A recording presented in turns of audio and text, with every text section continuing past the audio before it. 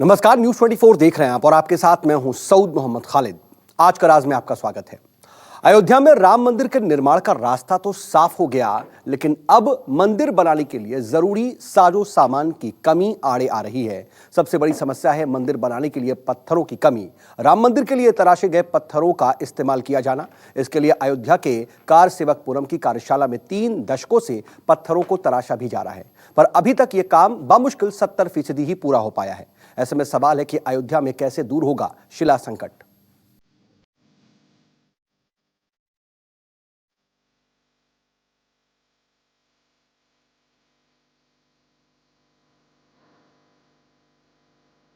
मंदिर वहीं बनाएंगे, पत्थर कहां से लाएंगे?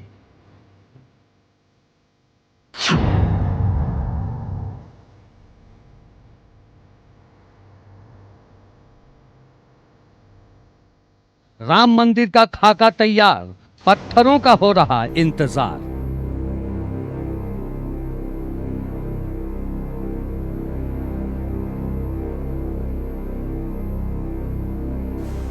तीस सालों में तराशे गए सिर्फ 70% पत्थर।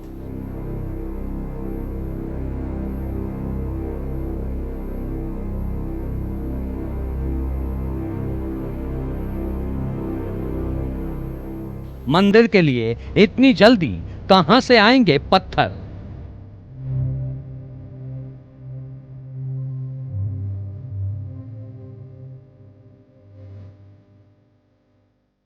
अयोध्या में शिला संकट।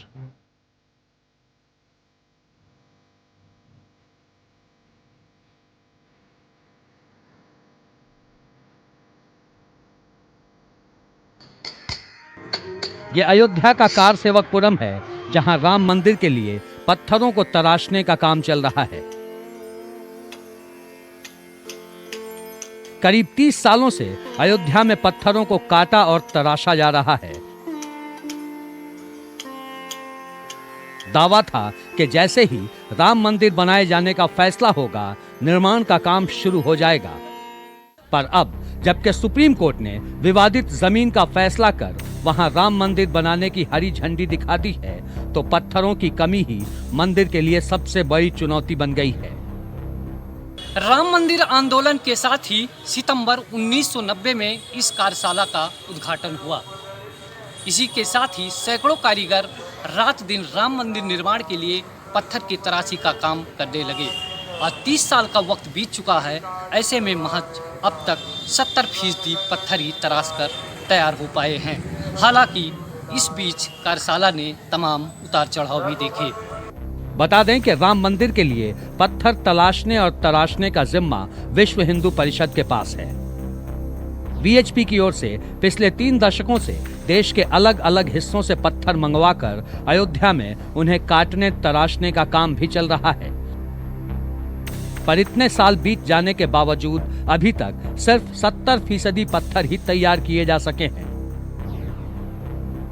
हालांकि विश्व हिंदू परिषद का दावा है कि आदेश मिलते ही मंदिर निर्माण का काम शुरू कर दिया जाएगा और अगर जरूरत पड़ी तो देश की दूसरी जगहों के साथ साथ मंदिर परिसर में ही कार्यशाला बनाकर पत्थर तराशने का काम पूरा कर लिया जाएगा। कार्य तेजी से गति से बढ़ाना होगा, तो यहाँ दोनों कार्यशालाएं ये तो चलेंगे ही, साथ साथ और भी कार्यशालाएं स्थापित हो सकती हैं। मंदिर निर्माण स्थल के पास भी कार्यशाला बनाई जा सकती है, क्योंकि भूमि जो है वह लगभग 70 एकड़ है और 70 एकड़ में एक कोने में ये 2-3 एकड़ में फैला हुआ है ये कार्यशाला। वैसे 2-3 एकड़ में कार्यशाला और एक तो स्थापित हो सकती है। राम मंदिर के लिए पत्थर तराशने का काम 90 के दशक में ही शुरू हो गया था। अयोध्या में सितंबर 1990 में शुरू हुई थी कार्यशाला। पत्थर तराशने के काम में लगाए गए थे 150 कारीगर। मंदिर के पहले तल के लिए चाहिए करीब 2 लाख घन फुट पत्थर। अब तक 1.25 लाख घन फुट पत्थर तराशने का काम पूरा हो चुका है। 75,000 घन फुट पत्थरों को तराशने का काम अभी भी बाकी है। हालांकि विश्व हिंदू परिषद का दावा है कि मंदिर के पहले तल के लिए जरूरी पत्थरों को तराशा जा चुका है और मंदिर निर्माण शुरू होते ही तमाम पत्थर मुहैया करवा दिए जाएंगे। यहाँ पर 90 में कार्यशाला स्थापित हुई, लगातार कार्य होता रहा और लगभग अब तक 65 से 70% कार्य हो चुका है। भूतल पूरा बनकर तैयार, जहाँ रामलला विराजमान होंगे पूरा बनकर तैयार है। दूसरे तल का जो है वो काम बाकी है, उस पर कार्य होना है। तो अगर कार्यशाला में कारीगरों की संख्या बढ़ाई जाएगी और कार्यशाला जो है गतिशील होगी तो स्वाभाविक है कि 2-2.5-3 वर्षों में कार्य हो जाएगा। विश्व हिंदू परिषद की तरह ही राम जन्मभूमि न्यास को राम मंदिर के जल्द बनने का इंतजार है। मंदिर निर्माण के काम में किसी तरह की कोई बाधा न आए, इसके लिए न्यास ने मंदिर बनने तक किसी भी तरह के कार्यक्रम पर रोक लगा दी है। बता दें कि अयोध्या में हर साल 6 दिसंबर को राम जन्मभूमि न्यास की ओर से शौर्य दिवस मनाया जाता है, पर इस बार न्यास ने शौर्य दिवस नहीं मनाने का फैसला किया है।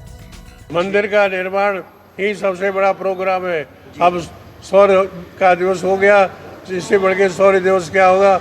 अब तो केवल मंदिर का निर्माण ही रह गया है, वो अब तो मंदिर का निर्माण ही हम करेंगे। इस बीच मंदिर बनने से पहले उसमें लगाई जाने वाली प्रतिमाओं को लेकर भी अटकलों का दौर जारी है। सवाल है कि इतने भव्य मंदिर में राम, सीता और लक्ष्मण के अलावा और किन की मूर्तियां लगाई जाएंगी। इस बारे में भारतीय बौद्ध संघ ने सरकार से मांग की है कि प्रस्तावित राम मंदिर में रामायण की रचना करने वाले महर्षि वाल्मीकि, रामचरितमानस के रचयिता गोस्वामी तुलसीदास, श्री राम को नदी पार करवाने वाले निषाद राज और भगवान राम के अनन्य भक्त हनुमान की प्रतिमा भी लगाई जाए, क्योंकि इन तमाम मनीषियों ने भगवान राम के चरित्र और मर्यादा को अपने जीवन का आधार बनाया और इनकी प्रतिमा लगाने से समाज में सर्वजन कल्याण का संदेश जाएगा। उस मंदिर के अंदर रामायण रचयिता महर्षि वाल्मीकि जी और तुलसीदास जी की मूर्ति लगनी चाहिए और भगवान राम के लंबे असर से उनके जो सेवक रहे, उनके दुख सुख में साथ दिया, हनुमान जी, उनकी भी मूर्ति लगनी चाहिए। और जो उनको नाव पार कराया, केवट राज, निषाद राज, उनकी भी मूर्ति लगनी चाहिए। यानी मंदिर बनने से पहले ही उसमें रखी जाने वाली मूर्तियों को लेकर अलग अलग मांगे उठने लगी हैं। पर सवाल है कि पहले इन पत्थरों का बंदोबस्त हो जाए जिनसे राम मंदिर बनना शुरू हो। मूर्तियों का मसला तो बाद में भी सुलझाया जा सकता है, क्योंकि जितना भव्य राम मंदिर बनाया जाना है उसे बनाने में कम से कम 3 साल का वक्त लग सकता है। अयोध्या विवाद में सुप्रीम कोर्ट का फैसला आने के बाद आम लोगों में मंदिर निर्माण को लेकर खासा उत्साह है, लेकिन अगर आज की तारीख से मंदिर निर्माण का कार्य शुरू हो तो मंदिर बनने में करीब 2.5 से 3 साल का वक्त लग सकता है। अरविंद गुप्ता, न्यूज़ 24, अयोध्या। तो अयोध्या में राम मंदिर बनाने के लिए पत्थरों को तराशने का काम 90 के दशक में शुरू हो चुका था। तब 100 से कुछ ज्यादा कारीगर इस काम में लगे हुए थे, लेकिन मंदिर निर्माण में देरी की वजह से धीरे धीरे यह संख्या घटकर काफी कम होती चली गई। इसी बीच कई बार पत्थर तराशने का काम बिल्कुल रोक भी दिया गया, लेकिन अब सुप्रीम कोर्ट के बड़े फैसले के बाद इस काम में तेजी आने की उम्मीद है।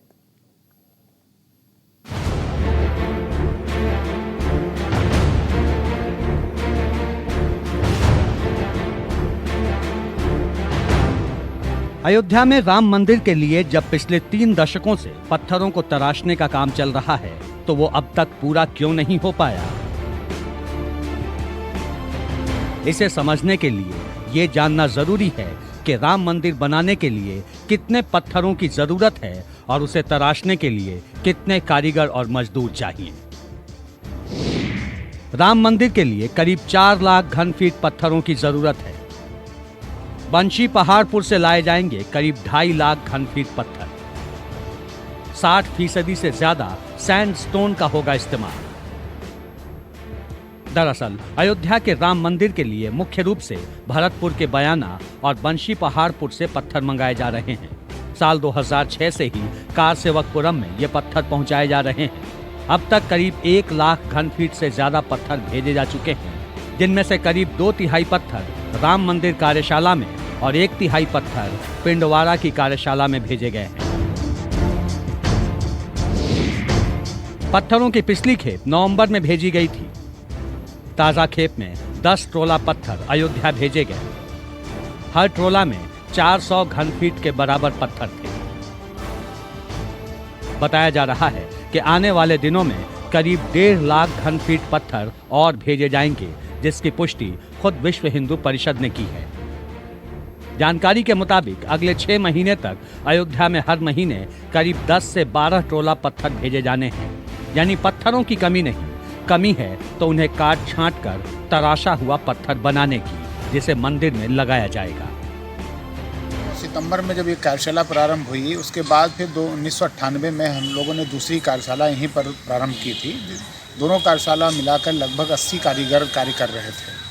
और इसके पूर्व जो है कुछ कार्य हम लोगों ने राजस्थान में भी कराए, क्योंकि राजस्थान में ठेके पर काम दिया गया था और उस कार्य को भी संपन्न करा दिया गया। अब सवाल है कि पत्थरों की सप्लाई में कमी नहीं तो फिर उन्हें तराशने का काम इतना सुस्त क्यों? इसकी 2 बड़ी वजहें हैं। पहली वजह कारीगरों और मजदूरों की कम संख्या और दूसरी वजह पत्थर तराशने के काम में रुकावट। 90 के दशक में राम मंदिर कार्यशाला में 125 कारीगर थे। बाद में कारीगरों की संख्या बढ़कर 150 तक पहुंच गई। लेकिन मंदिर निर्माण में देरी के चलते कारीगरों की संख्या कम होती गई और फिर एक वक्त ऐसा आया जब सिर्फ 50 कारीगरों के हवाले रह गया कार्यशाला का काम। कारीगरों की कमी के चलते साल 2007 में कार्यशाला में पत्थरों को तराशने का काम कुछ वक्त के लिए रोकना पड़ा और 4 साल बाद 2011 में ये काम फिर शुरू हो पाया। इस साल अयोध्या पर सुप्रीम कोर्ट का फैसला आने से पहले भी पत्थरों को तराशने का काम बंद कर दिया गया था। हालांकि विश्व हिंदू परिषद का कहना है कि ऐसा कोर्ट के फैसले की वजह से नहीं, बल्कि एक मजदूर की मौत और दिवाली के पर्व की वजह से लिया गया।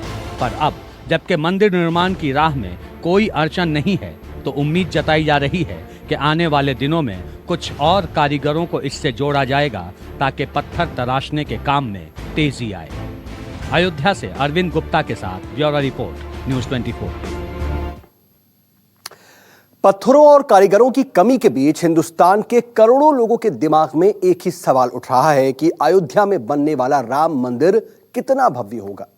रामलला के मंदिर में ऐसा क्या खास होगा जो लोगों को अब तक भी नहीं दिखा होगा? राम मंदिर का डिजाइन क्या होगा और क्या पहले से राम मंदिर का मॉडल तैयार है? आखिर अयोध्या में भव्य राम मंदिर का डिजाइन कौन और कब फाइनल करेगा?